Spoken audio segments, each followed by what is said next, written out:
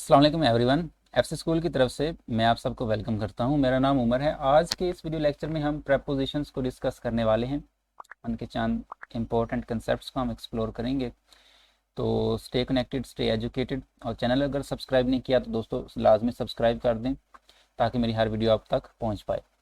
चलिए अपना पहला क्वेश्चन देखते हैं। हमारे पास पहला क्वेश्चन है, इसको दो हिस्सों में हमने तकसीम कर रखा है। एक हिस्सा अंडरलाइन किया गया, एक हिस्सा अंडरलाइन नहीं किया गया।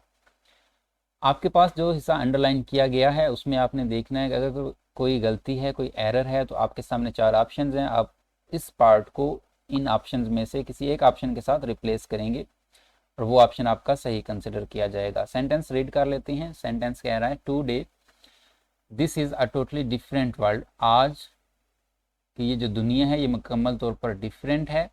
Then we have seen in the last decade, जो हमने गुज़िश्ता दहाई में देखी थी, उस दुनिया से, उस लाइफस्टाइल से आज का लाइफस्टाइल मुकम्मल तौर पर डिफरेंट है। ऑप्शन हमारे पास ऑप्शन 1 है जी, देन व्हाट वी सीन।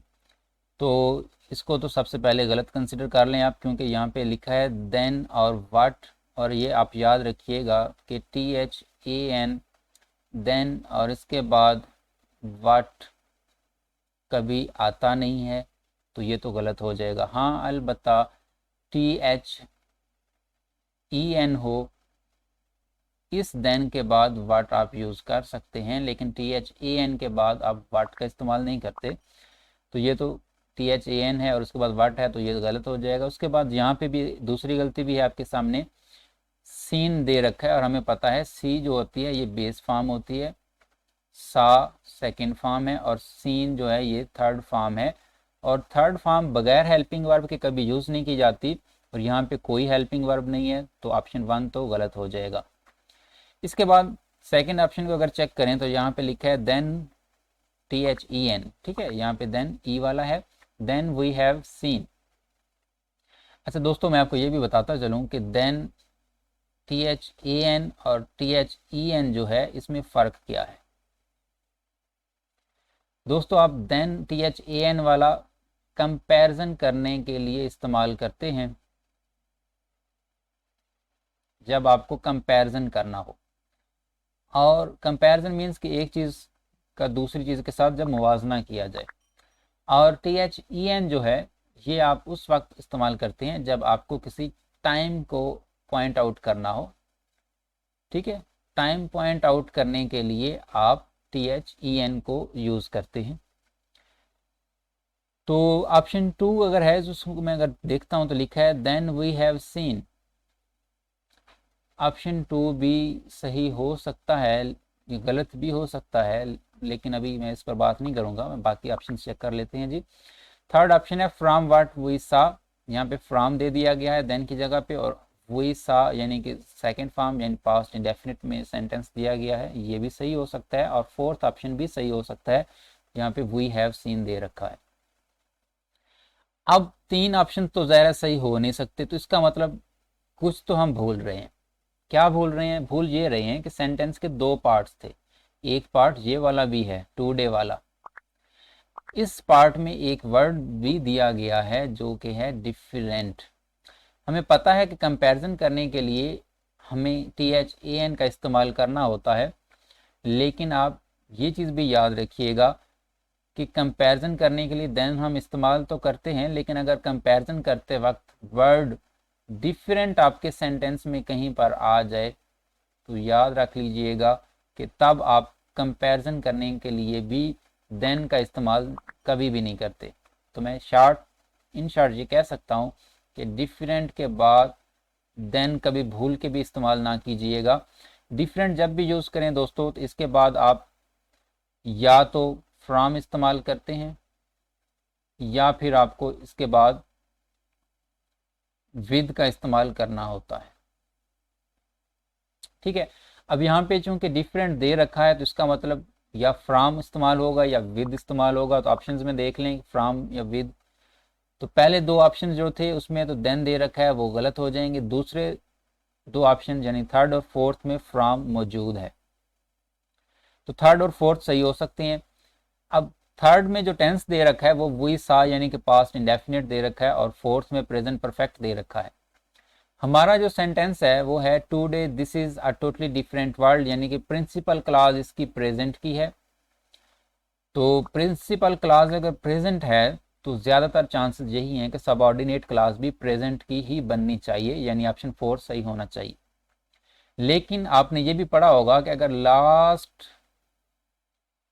और उसके साथ कोई टाइम दे दिया जाए तो आप उसको पास्ट इंडेफिनिट में बनाते हैं, यानी जो काम हुआ है उस काम का साथ अगर वक्त भी दे दिया जाए तो आप उसको पास्ट इंडेफिनिट में अमूमन बनाया करते हैं। तो यहाँ पे जो उलझन है, कन्फ्यूजन है, वो लास्ट की वजह से क्रिएट हो रही है। प्रिंसिपल क्लॉज कह रहा है आपको कि आप इसको प्रेजेंट परफेक्ट में बनाएं, लास्ट आपसे डिमांड कर रहा है कि आप इसको पास्ट इंडेफिनिट में बनाएं। तो इसका हल ये रहेगा कि ये जो वर्ड है ना हमारे पास, लास्ट हो जाए या फिर पास्ट हो जाए, इनके साथ हम पास्ट इंडेफिनिट अमूमन बनाया करते हैं, बिल्कुल ठीक बात है। लेकिन इनके साथ अगर आर्टिकल दोस्तों दा लग जाए ना, अगर दा ऐड हो जाए इनके साथ और उसके बाद टाइम दे दिया जाए तो वो टेंस आप हमेशा याद रखिएगा, ऐसी सूरत में आपको प्रेजेंट परफेक्ट में ही बनाना होता है, फिर आपको उसको पास्ट इंडेफिनिट में नहीं बनाना होता। और यहाँ पे चूंकि आर्टिकल दा दे रखा है तो इसलिए यहाँ पे थर्ड ऑप्शन को भी गलत करेंगे। फ्राम दे रखा है, जी हाँ, डिफरेंट के साथ फ्राम आता है और उसके बाद फ्राम के साथ वट भी आ सकता है, कोई इशू नहीं है। और उसके बाद चूंकि आर्टिकल दा दे रखा था तो प्रेजेंट परफेक्ट बनाना था, प्रेजेंट परफेक्ट दे रखा है। वी के साथ हैव बिल्कुल सही है और हैव के साथ थर्ड फॉर्म बिल्कुल सही है, इसमें कोई गलती नहीं। तो ऑप्शन फोर्थ जो होगा वो हमारा बिल्कुल सही आंसर कंसिडर किया जाएगा। लेकिन बात जहाँ पे ख़त्म नहीं होती, अभी दूसरा क्वेश्चन यहाँ पे हमने ये समझना है कि डिफरेंट के साथ, ठीक है, हम देन इस्तेमाल नहीं करते, हमने ये चीज़ समझ ली। डिफरेंट के साथ हम फ्रॉम इस्तेमाल करते हैं या फिर विद इस्तेमाल करते हैं। अब क्वेश्चन यहाँ पे ये है कि कब हमने फ्रॉम को इस्तेमाल करना है और कब विद को इस्तेमाल करना है, ये एक अलग क्वेश्चन बाकी है। तो इसको भी समझें ज़रा। डिफरेंट दोस्तों दो सेंस में इस्तेमाल किया जाता है। एक आपका सेंस होता है एक चीज़ दूसरी चीज़ से क्या है, मुख्तलिफ है, टू बी डिफरेंट। एक चीज़ दूसरी चीज़ से क्या है, डिफरेंट है, तो ऐसी सूरत में आप फ्रॉम इस्तेमाल कीजिएगा, ठीक है दोस्तों। लेकिन अगर आप को सेंस मिले सेंटेंस में एक चीज़ का किसी दूसरी चीज़ से, किसी दूसरी बंदे से, किसी दूसरे बंदे की बात से डिसएग्री होने का अगर आपको सेंस मिलता है तो आप ऐसी सूरत में फिर वहाँ पे विद इस्तेमाल करते हैं। अब आपके सामने एक क्वेश्चन है, आप इन चीज़ों को ज़हन में रखते हुए इसको सॉल्व करने की कोशिश कीजिएगा। सबसे पहले आप सेंस समझिएगा कि यहाँ पे सेंस कौन सा आ रहा है, क्या एक चीज़ दूसरी चीज़ से मुख्तलफ है या एक चीज़ दूसरी चीज़ से इख्तलाफ कर रही है।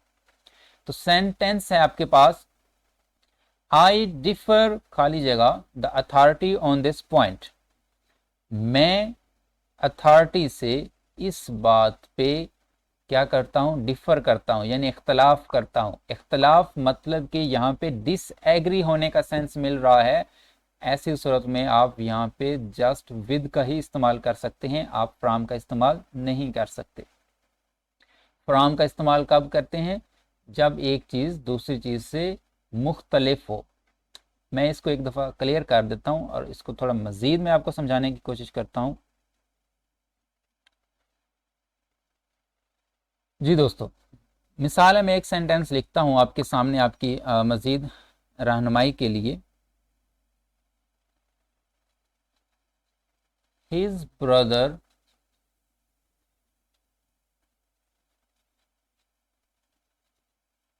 डिफर्स, ठीक है, हिज ब्रदर डिफर्स, इसके बाद खाली जगह थोड़ी मैं आपके लिए दे देता हूँ, उसके बाद लिख देता हूँ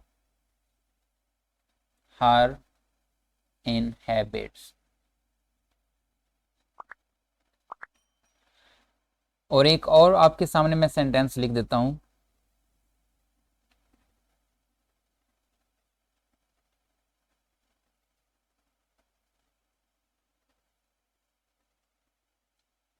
ही डिफर्ड खाली जगह हिज एम्प्लॉयज। ठीक है, एम्प्लॉयज मीन्स के जो उसके साथ उसके अंडर काम करने वाले हैं या उसके साथ जो काम करने वाले हैं। ठीक है, बस इतना ही सेंटेंस है आपका। अब आपके सामने दोनों सेंटेंस हैं और आपके पास दो ही ऑप्शंस हैं, फ्रॉम या फिर विद। दोस्तों आपने सेंस को समझना है, मैं एक दफ़ा अगेन रिपीट कर देता हूँ। आप फ्रॉम तब इस्तेमाल करते हैं जब आपको टू बी डिफरेंट होने का सेंस मिले, यानी एक चीज़ दूसरी चीज़ से मुख्तलिफ होने का सेंस मिले। आप विद तब इस्तेमाल करते हैं जब डिसएग्री होने का सेंस मिले, इख्तलाफ राय होने का सेंस मिले। आपके पास जो पहला सेंटेंस था, हिज ब्रदर डिफर्स खाली जगह हर इन हैबिट्स, यहाँ पे आप प्रेपोजिशन फ्रॉम इस्तेमाल करेंगे। क्यों? क्योंकि ये बंदा इस बंदे की जो आदात हैं उनसे मुख्तलिफ है। इसकी अपनी आदात हैं, उसकी सिस्टर की अपनी आदात हैं। ठीक है, एक दूसरे से ये डिसएग्री नहीं कर रहे, एक दूसरे से ये इख्तलाफ राय नहीं कर रहे, बस एक दूसरे से इनकी आदात जो हैं वो मुख्तलिफ हैं। तो आपको यहाँ पे फ्रॉम का इस्तेमाल करना है। आपके पास सेंटेंस जो दूसरा दिया हुआ है, ही डिफर्ड खाली जगह हिज एम्प्लॉयज, यहाँ पे आप विद का इस्तेमाल करेंगे क्योंकि यहाँ पे हमें जो सेंस मिल रहा है वो सेंस मिल रहा है कि ये बंदा अपने एम्प्लॉयज से क्या कर रहा है, इख्तलाफ कर रहा है। मैं अगर मजीद क्लियर कर दूं, ऑन दिस इशू कर लें। ठीक है, कि ये बंदा अपने एम्प्लॉयज के साथ इस मामले को लेकर क्या कर रहा है, इख्तलाफ कर रहा है। तो यहाँ पे आपको विद का इस्तेमाल करना है। मैं उम्मीद करता हूँ आपको ये चीज़ क्लियर हो चुकी होगी कि डिफरेंट के साथ तो हमेशा आप फ्रॉम इस्तेमाल करते हैं, ये चीज़ तो क्लियर है। यानी डिफरेंट जब एडजेक्टिव के तौर पर आप यूज़ करें, ठीक है, तो उसके साथ जस्ट फ्रॉम ही आएगा। लेकिन ये डिफरेंट एज अ वर्ब भी यूज़ कर ली जाती है, और वर्ब के तौर पर आप जब यूज़ करते हैं तो इसको आप दो तरह से यूज़ करते हैं, एक डिफर विद और एक डिफर फ्रॉम। ठीक है, डिफरेंट के सूरत में जस्ट फ्रॉम, डिफर है तो फिर आपको ये चीज़ ज़रा समझनी है कि सेंस कौन सा आ रहा है, मुख्तलिफ होने का सेंस आ रहा है या इख्तलाफ करने का सेंस आ रहा है। इख्तलाफ करने का सेंस मिले तो आप विद इस्तेमाल करें, मुख्तलिफ होने का सेंस मिले तो आप फ्रॉम इस्तेमाल करें। मैं उम्मीद करता हूँ आपको ये चीज़ क्लियर हो चुकी होगी। दोस्तों नेक्स्ट क्वेश्चन देख लेते हैं। Except for you and I everyone brought a present to the party. मेरे और आपके सिवा एवरीवन हर कोई लाया था a present, present means gift to the party, party में। आपके पास ऑप्शन है विद द एक्सेप्शन ऑफ। दोस्तों याद रखें कि जब भी सेंस हो ना, माँ सवाए इसके या माँ सवाए उसके, माँ सवाए तुम्हारे, माँ सवाए मेरे, तो ऐसी सूरत में आप with the exception of use नहीं करेंगे, आप एक्सेप्ट को ही यूज़ करेंगे। विद द एक्सेप्शन ऑफ एक रॉन्ग एक्सप्रेशन है, तो ये तो गलत हो जाएगा। उसके बाद एक और तरीके से भी आप इसको समझ सकते हैं कि यहाँ पे ऑफ दे रखा है, और ऑफ क्या है, ऑफ एक प्रेपोजिशन है। और आप ये चीज़ रट लें, अच्छी तरह से याद कर लें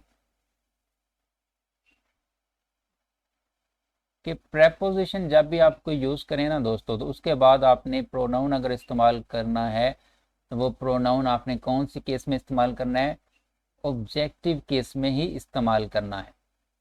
तो ऑफ के बाद यू तो ऑब्जेक्टिव केस में हो सकता है, क्योंकि यू हमें तीनों हालतों में मिलता है, यू, योर, और उसके बाद योर्स, और उसके बाद ऑब्जेक्टिव केस आती है जी यू। यू की चूँकि सब्जेक्टिव केस और ऑब्जेक्टिव केस सेम होती हैं तो यू को तो हम ठीक कंसीडर कर लेंगे। लेकिन आई जो है, आई सब्जेक्टिव केस होती है, और इसकी ऑब्जेक्टिव केस की अगर बात की जाए तो वो मी होती है। ऑफ के बाद यानी प्रेपोजिशन के बाद यू तो चलो ठीक हो गया, लेकिन आई तो गलत है ना, तो ऑप्शन 1 हमारा गलत हो जाएगा। इसके बाद है जी एक्सेप्ट फॉर। एक्सेप्ट भी एक प्रेपोजिशन होती है, ठीक है।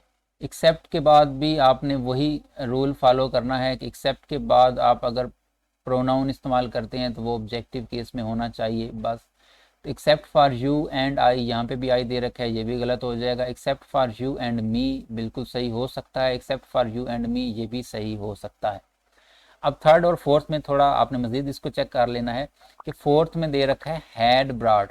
दोस्तों पास्ट परफेक्ट आप तब यूज करते हैं जब पास्ट ऑफ द पास्ट आपकी एक्टिविटी हो, यानी आपके टेंस में कुछ स्पेसिफिकली एक्टिविटी एक ऐसी हो जो पास्ट इंडेफिनिट को रिप्रेजेंट कर रही हो, और एक ऐसी एक्टिविटी हो जो उससे भी पहले की गई हो। जैसा कि आपने अक्सर ये फिक्रे सुने होंगे, डॉक्टर के आने से पहले मरीज मर चुका था।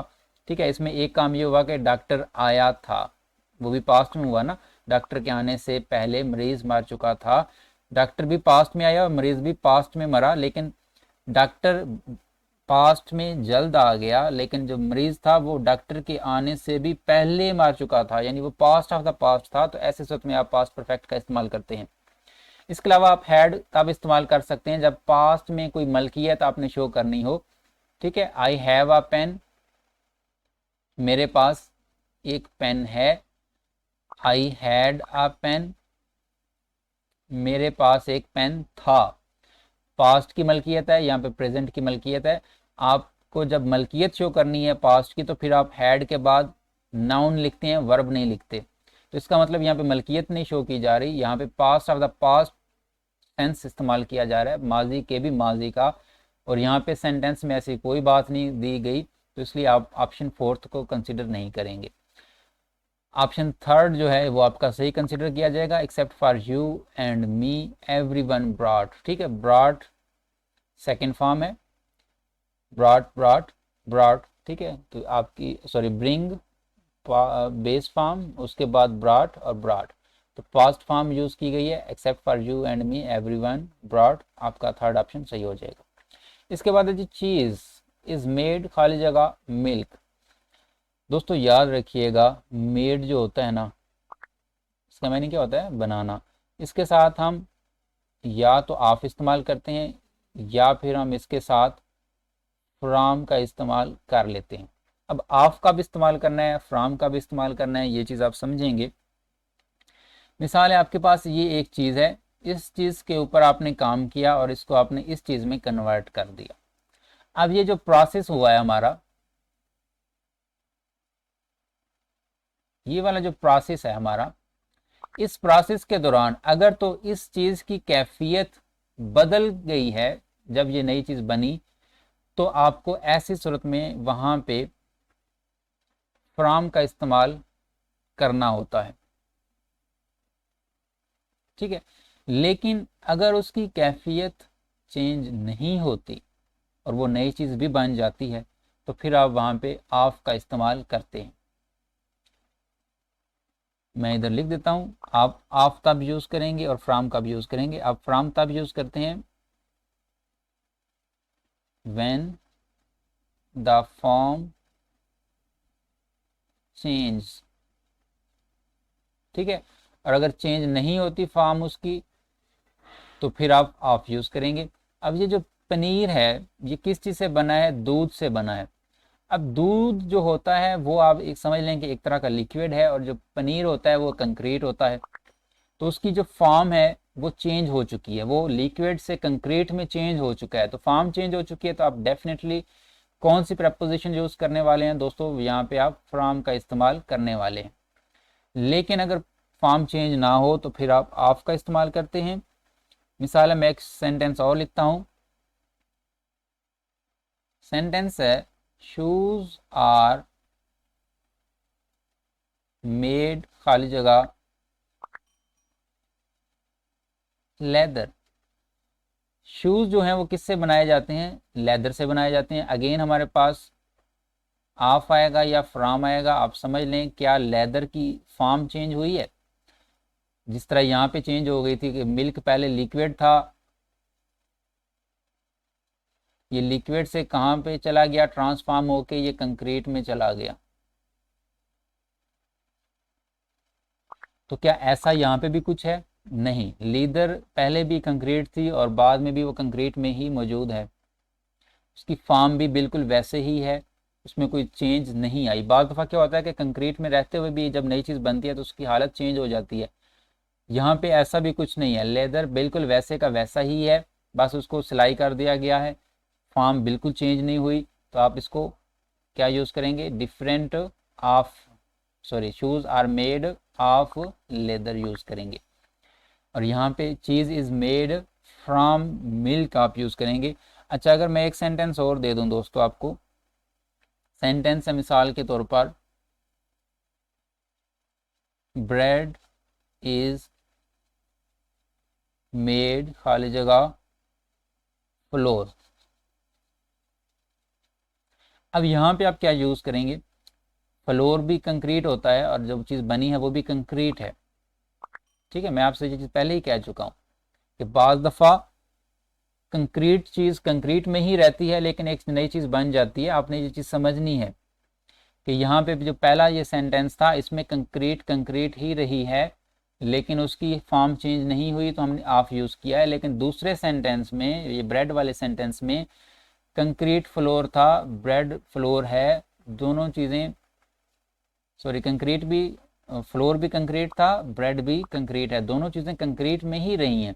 लेकिन ये जो फ्लोर से जब रोटी बनी है, आटे से जब रोटी बनी है, तो आटे की जो फॉर्म थी वो चेंज हो चुकी है। तो आपको यहाँ पे क्या यूज़ करना है, फिर आप फ्रॉम का इस्तेमाल कर देंगे, जबकि पहले सेंटेंस में उसमें कोई चेंज नहीं हुई थी तो आपको ऑफ यूज़ करना था। Similarly cheese is made from milk, क्योंकि इसकी हालत चेंज हो चुकी है। लिक्विड से जब कंक्रीट जाते हैं तो बिल्कुल उसमें कोई कन्फ्यूजन नहीं होती, लेकिन जब कंक्रीट से कंक्रीट में रहते हुए ही फॉर्म चेंज हो जाए तो आपको वहाँ पे ज़रा गौर करना है, आपको समझना है इसको। ठीक है, इस चीज़ को अगर आपने समझ लिया तो आपकी उलझन दूर हो जाएगी, आप इस कंसेप्ट को जान जाएंगे। इसके बाद नेक्स्ट क्वेश्चन है, you can not depend solely खाली जगह दिस बुक। दोस्तों, डिपेंड के साथ सबसे पहली बात तो ये कि ओवर और इन का इस्तेमाल कभी किया ही नहीं जाता। तो बी और डी ऑप्शन तो पहले ही आप खारिज कर दें, लेमिनेट कर दें। डिपेंड के साथ अपॉन भी इस्तेमाल किया जाता है और ऑन भी इस्तेमाल किया जाता है। डिपेंड अपॉन आप कब इस्तेमाल करेंगे और डिपेंड ऑन आप कब इस्तेमाल करेंगे, इस चीज़ को आप ज़रा समझिएगा। डिपेंड ऑन हम तब यूज़ करते हैं जब आपको ट्रस्ट का सेंस मिले, तो आपको वहाँ पे डिपेंड ऑन इस्तेमाल करना होता है। लेकिन आप डिपेंड अपॉन तब इस्तेमाल करते हैं जब आपको कोई कंडीशन सेंटेंस में नज़र आए। ठीक है, कंडीशन नज़र आए तो आपको अपॉन, ट्रस्ट नज़र आए तो ऑन इस्तेमाल करना है। एक एग्जांपल इसकी भी ले लें, हिज पेरेंट्स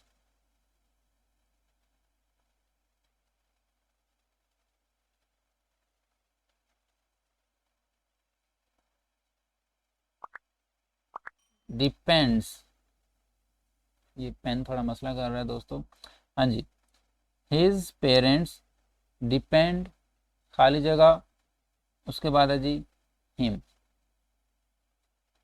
आपके पास ऑप्शंस वही हैं, अपॉन या ऑन। आप देखें कि यहाँ पे ट्रस्ट का सेंस मिल रहा है या कोई कंडीशन, कंडीशन कहते हैं शर्त को, कि अगर मैं ऐसा तभी कर पाऊंगा अगर ये चीज़ हो जाए तो यहाँ पे कंडीशन का तो कोई सेंस नहीं मिल रहा ना।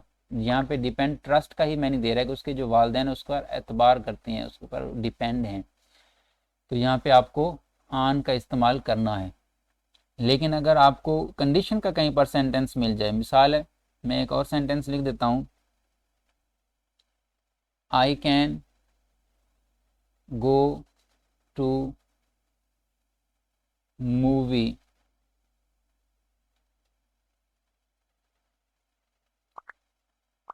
But it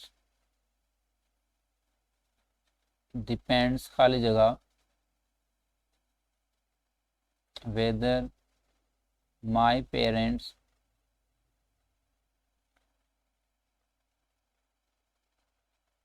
will let me go or not। अब दोस्तों ये जो सेंटेंस है ना, इसमें डिपेंड के बाद आप प्रेपोजिशन अपॉन इस्तेमाल करेंगे, क्योंकि यहाँ पे वो कह रहा है कि मैं तभी जा पाऊंगा अगर मेरे वालदैन ने मुझे जाने दिया तो यानी एक जो काम है उसके करने में एक कंडीशन दरमियान में मौजूद है कि ऐसा तभी हो जाएगा, अगर हो पाएगा अगर वालिदैन ने जाने दिया तो। कंडीशन हो तो डिपेंड के साथ अपॉन, और कंडीशन नहीं है ट्रस्ट है तो ट्रस्ट के सेंस में आप ऑन इस्तेमाल करते हैं। हमारा ये जो सेंटेंस है ये कह रहा है you can not depend solely खाली जगह दिस बुक। कोई कंडीशन है इसमें? कोई कंडीशन इसमें मौजूद नहीं है। कंडीशन मौजूद नहीं है तो आप जस्ट ऑन इस्तेमाल करेंगे कि आप इसी बुक पर मुनहसर नहीं रह सकते, मुकम्मल तौर पर इस बुक पर आप ना रह जाइएगा। इसी बुक के पे भरोसा करके आप अपनी तैयारी ना समझिएगा कि मेरी सही हो जाएगी। तो आप यहाँ पे you can not depend solely on this book करेंगे, ये आपका सही होगा।